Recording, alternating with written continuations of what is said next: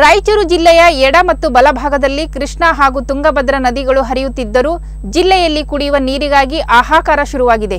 ಜಿಲ್ಲೆಯ 30% ಗ್ರಾಮೀಣ ಪ್ರದೇಶಗಳಲ್ಲಿ ಕುಡಿಯುವ ನೀರಿಗಾಗಿ ಜನ ಪರದಾಡುತ್ತಿದ್ದಾರೆ. ಕಿಲೋಮೀಟರ್ ಗಟ್ಟಲೆ ಅಲೆದಾಡಿ ನೀರು ತರುವ ಪರಿಸ್ಥಿತಿ ಎದುರಾಗಿದೆ. ಇನ್ನು ಇದರಿಂದ ಬೇಸತ್ತ ಮಹಿಳೆಯರು ರಾಯಚೂರು ಜಿಲ್ಲೆಯ ಮಸ್ಕಿ ತಾಲೂಕಿನ ಪಾಮನಕಲ್ಲೂರು ಗ್ರಾಮ ಪಂಚಾಯಿತಿಗೆ ಬೇಲಿ ಹಾಕುವ ಮೂಲಕ ಮುತ್ತಿಗೆ ಹಾಕಿ ಆಕ್ರೋಶ ವ್ಯಕ್ತಪಡಿಸಿ ಅಧಿಕಾರಿಗಳ ವಿರುದ್ಧ ಕಿಡಿಕಾರುತ್ತಿದ್ದಾರೆ.